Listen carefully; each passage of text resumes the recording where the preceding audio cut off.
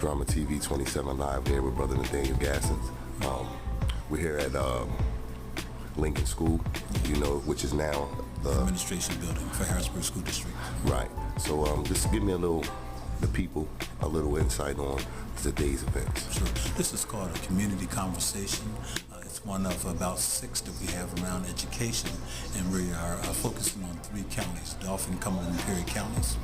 This is the second educational conversation we're having. We have one scheduled for Central Dauphin East Middle School and for just various schools. I don't have the list in front of me, but the whole purpose is to get you and others to come out and to talk, not to have an expert panel, but to have your actual conversation count. Whoever you are, when you come, your voice is as important as anyone else's voice. And so we give a little bit of statistical background. We have some questions that were thrown out to the audience that and experienced, and then we open it up for a series of prompt questions. But everyone is asked to respond based on what they feel and what they know, and there's no such thing as a right or wrong answer in the room. It's your information, and we're all sharing it together. And we call it a community conversation because that's exactly what it is. Now, by the way, this is being sponsored by a broad coalition of people. The United Way, I should say not people, but entities, organizations. Okay. So the United Way is just one of the players, but we had a Harrisburg School District, Central Dauphin School District, a number of different school districts involved, as well as the Chief of Police from Harrisburg, Chief of Police from Lower Paxton Township, Chief Umberger, I think it is, and educators, Dr. Yvette Page, who's a professor and also retired pastor now, as part of the coalition. So it's a broad coalition of people, and we've come together just simply to say, okay, what is the most important and no, it's not the most important. What are the most pressing issues confronting education at this time? And right now we are focusing on 3rd grade reading level for young people, making sure that they're able to read proficiently by the time they hit 3rd grade, and we think that's so important. Okay, I wanted to ask you on a personal level about the education. What do you think? Because I see you standing in the back and everybody speaking, so I just wanted to get your personal insight on the importance of the education, especially in the urban areas. Yeah. Dealing with our children, because you also work in the community and you see the problems that our children are faced with. What can we do as adults, parents, and community activists? What can we do to push the envelope on this education and the type of education our children are receiving? Education doesn't start or stop with the schools. Education is literally the first educator is your parent. At least that's the way it should be. And then, of course, education is community concern. So every entity within the community should be about the education of its populace, starting with our youth, but also understanding that adults need to be in continuing education. So education should be a lifelong experience. It should be a lifelong pursuit, and it should be a full community endeavor. It's what makes us strong, man. The more we know, the more we grow, hopefully, and the more we know, the more we should be able to share and knock down the silos and get rid of some of the ills of our society, such as crime and just all the other things, poverty, hunger. If we're an educated populace, we'll figure out ways to overcome that stuff. The fact of the matter is, as we become educated, too many of us become selfish. We build something for ourselves, and we don't think about the whole community anymore. And that's the sad reality. I would love to see a society, and I know you would as well, where the education meant that you were now more responsible to community. The more you get educated, the more you are able to, go through and pursue whatever degree or whatever, vocation that you get, that you are adding to society. And everybody's engaged in applauding that. Right now, the educational system, man, we are fighting one another. You have these charter schools popping up because they're saying that the public schools aren't doing their job. People are saying, well, the charter schools aren't really, doing what they say they're doing. And then you have these private schools. You have all kinds of, so it's like enough is enough. Look, our kids need to be educated. How can we as a group of people, business people, government, individual citizens, how can we all come together, stop pointing fingers, and figure out ways to get, little Johnny and little Susie to read more, to make education more fun and more less expensive. In order to go to college now, it's almost ridiculous. Who can afford to go? And then after you go with all the loans and all that kind of stuff, can you be happy? Can you find a job that's going to help you pay off all that mess? That's So the right. point is we have got to figure out a way to stop saying the suburban schools are better than urban schools, that the charter schools are better than we just got to say that whatever educational entity it is, it should be about the people, it should be for the people, and it should be, part of the overall development of community. Now, with that being said, you said some of the charter schools and things of that nature are popping up, and there's a lot of finger pointing and things like that going on. Well, do you think, far as the education goes, some of the information that are put into the books, because today they still teach Christopher Columbus this stuff. Now, I just want to say this because if our children were engaged with knowing thyself, if that information was put into the book, because now they're going to feel like they have a contribution to be made to society. When we're reading about others and their great contributions, where's our story? Do you think that would spark some interest in some of the children's mind and stop some of the finger pointing and just come to a collective effort, as you said, with a lot of the organizations and a lot of the people that's making the education valuable to our children? Let me make it personal for the black community at this time. I'm going to speak specifically to the black community, but really I'm talking about all communities. But the black community, the African American community, we got together and said, let's address the real issue here. We still look down at Africa. We still don't even feel comfortable saying the words Africa. We still see ourselves different from our brothers in the continent and our sisters in the continent. And so the truth of the matter is, we don't feel comfortable being who we are because we're not sure who we are. So we have got to go back to the basics. We have got to reclaim our individual identities, and we have to understand that African people are throughout the world. The African diaspora is spread throughout the world, but we are connected both to Africa and the other countries that we are in, whether it be United States or Paris, France, wherever. And then we have to be proud of our heritage. And then we have to say that our heritage means that we are proud and that we are intelligent and that we are responsible people. Right now we are portrayed as irresponsible, unintelligent, drugged out, thugged out, all that kind of stuff. Well, that's the image that our kids grow up with, and that's the reality. So as long as we allow these programs to come on, Empire and stuff like that, Love, Taraji P. Henson, and all these other folks that are on there, but the fact of the matter is that's some damaging stuff. That's right. As an adult, I can sit there and I can decipher it. I'm not going to go out there and shoot nobody, but young kids are impressed by that stuff. That's right. So they go to school, they don't see no value in school, because they just don't see it, And so because they're trying to live out this so-called fantasy that's not connected to reality, we have got to reclaim our communities through our churches, through our businesses, through our homes, and we have to make it a collective, serious endeavor. And we can't let anyone else determine how that's done. That's right. We have got to do it. And we have to stop making excuses for it. And then we have to go to these prisons and reclaim our brothers and sisters who are now being locked up. As Michelle Alexander said, they're in the new form of slavery, man. We got to get them up out of there. And more than just getting them out of the institution, we got to get them mentally, the institution out of them. That's right. And then once they get that institution out of them, they'll come out and do like so many other good brothers and sisters have done. They'll reclaim themselves and start contributing to community again. But we can't run away from them. We have got to run towards them. So the thing I say is that we have got to make education, the center of it all, whether that be educating yourself in the Bible and science, whatever it might be. But we got to read, we got to learn, and we got to do it collectively. And instead of laughing at somebody and putting somebody down, help them out. If they can't read, help them to learn how to read. So we have to have all these self-help programs, and we can't have self-help programs that are only dependent on government money. We have to have self-help programs that are dependent on ingenuity and people of goodwill who say, hey, I'll start a reading program. I don't need any funding. I'll just show up. I'll get the materials and make it happen. And then that collective spirit has to take off, man. Because the truth of the matter is, we make excuses when we don't have to. We wait for people when we don't have to. We look for money when we don't have to. We are smart enough, intelligent enough. We just have to be passionate enough to make it happen. And once we get passionate and on fire, can't nothing stop us. But it has to be about community, not about individual gain.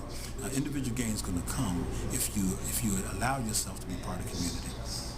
All right, Brother Nathaniel Gassis, man, thank you for your time and your contribution, brother. Thank you too, brother. And congratulations on that Ambassador Peace Award you had. Yeah, no, thank you. Haven't seen you since then. Peace. You got it. All right. Thank you. Yes, sir. That I see a lot in the school system, in the homes of some of the youth. We deal with the youth on a constant basis.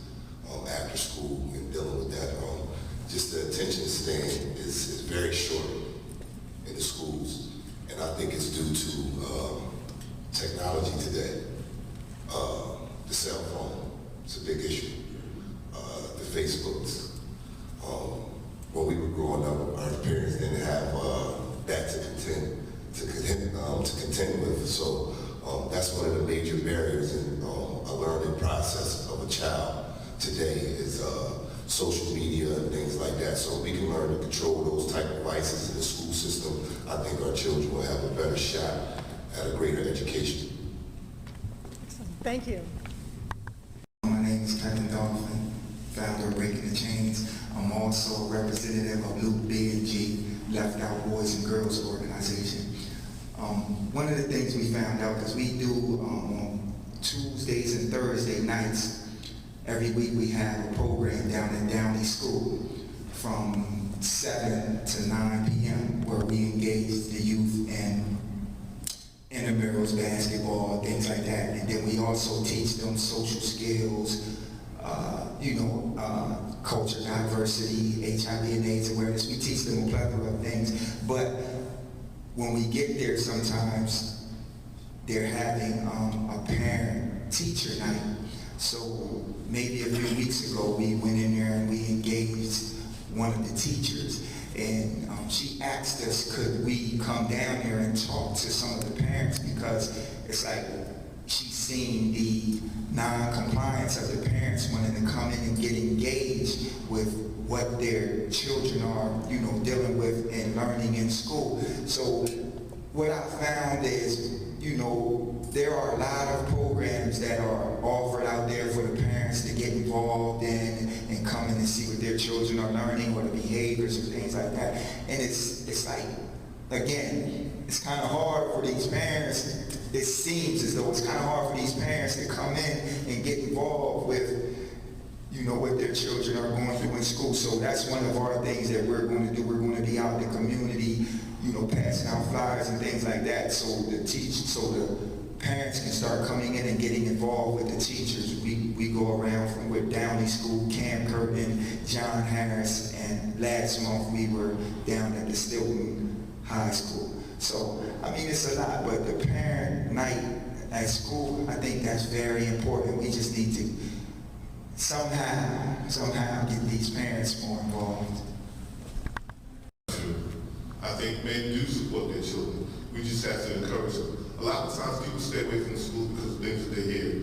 The schools do not belong to administrators, to superintendents, to teachers, to staff, and principals. To the people. Once you get that out of the mindset that the school belongs to the people. That's right. The people.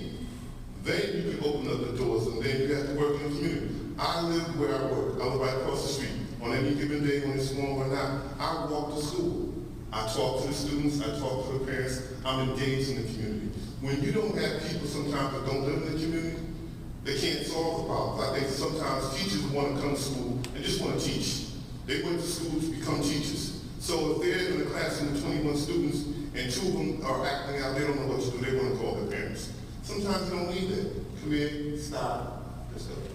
Simple stuff like that I think teachers really need to get involved too. Because you have to have a collective when you're working with parents. Because a lot of times they say, you only call when there's a problem. I don't hear you calling to tell me anything good about my student or about my child. So they don't want to come. We have donuts, mom's muffins, dad donuts, coffee and conversation. We have after school activities where once a month we invite the parents in to see what your child is involved in. That's important. Parents will come out to see if their child are singing, or reading something, receiving an award. Those are the type of things that will lure a parent in to come. And once you get them in, then you can talk about other things. How could you improve your reading skills? I think that as far as the books go, just like this young lady said right here, I think a lot of it has to do with the information that's inside of those books that will get the attention and spark the mind of a child. So, and some things, learning about themselves is something that I think could be very effective. And there's a gentleman by the name of Reverend James Lyles out of Middletown, Youth 10 Times Better. He runs a program, and he has, it's called Read Better for the Cheddar. So he gives a great incentive for the children to read the books. The more books they read, the more money they earn. So along with earning some skate money and things like that, you are also educating the children. So I think that's something that, you know, not to really throw out there, because I don't know if I have his permission, but I think some people, you know, that's some things that, with a collective effort with some of the school boards and school systems, that's something to take a good look at, because he's very successful with it. His children are reading a lot of books that way. So that's what I have. Great, thank you. Good evening. My name is Kevin Dolphin. I'm the founder of Breaking the Chains Community Outreach Program. We work with the youth on a constant basis, as Mr. Jones just said. And one of the barriers we found is,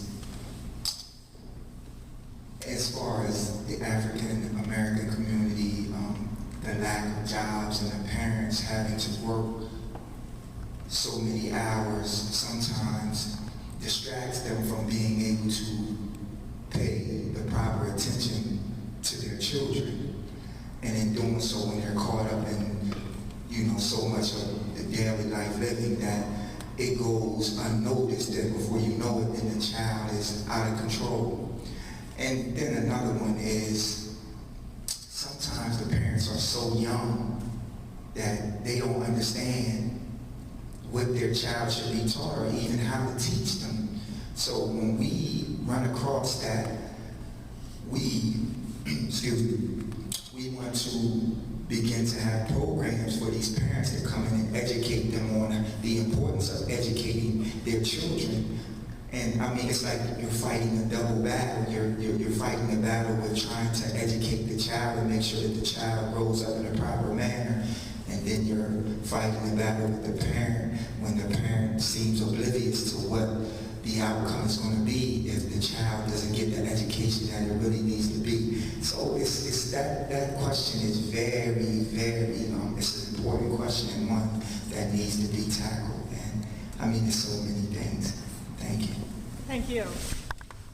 D.R.A.M.A TV 27, standing here with brother Raymond Bennett.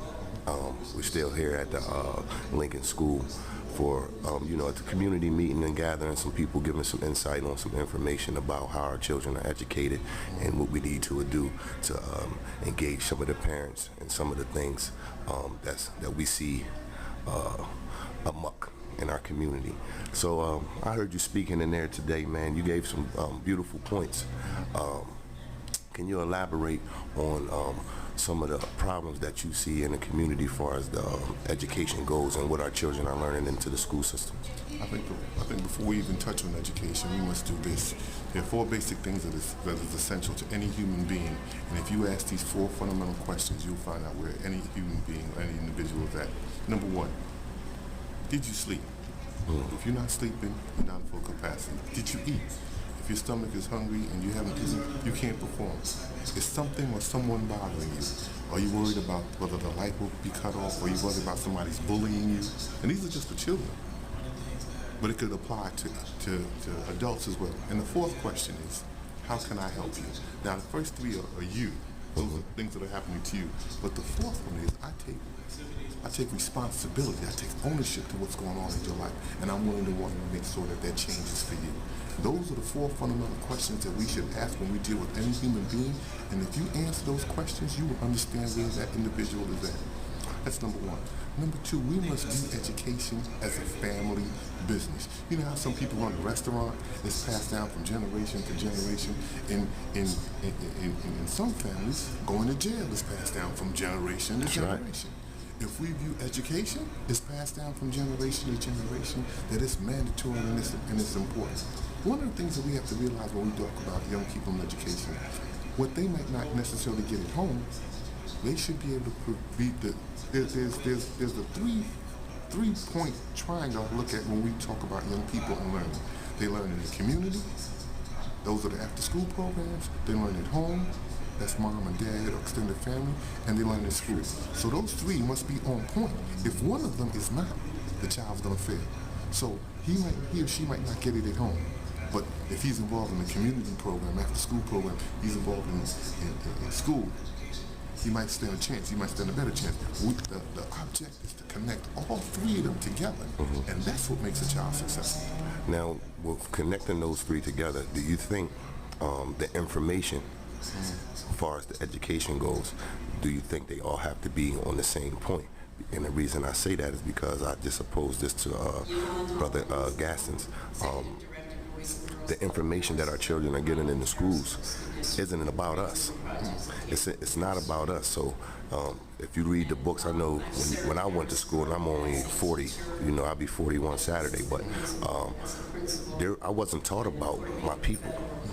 So there was a disconnect for me. I'm learning someone else's history, and where's my people's contribution to society and the way the world is today? Do you think that type of information is important or essential for our children? Without doubt. If I look and I see that somebody discovered this, and somebody discovered a phone, or somebody discovered a light, somebody performed a heart operation, I believe, you know what? I can do this too. When you see Barack Obama as president, We need to stop sitting around and having meetings such as if you this, see people and with there's no mayors and stuff, follow-up. I could do that. If you see We people have with gone sports through casters this or educators, you say, you know what? over I might not know what I want to do, but I again. saw somebody on TV, and maybe that's something that I want to try. Thank you. That's right. We need So, to I just wanted to get your insight, man, on some of the proceedings, man. And I appreciate your input, man, and your contribution to the youth out there, man. I see you doing good work. Yes, sir. Raymond Bennett, D.R.A.M.A TV 27. Thank you.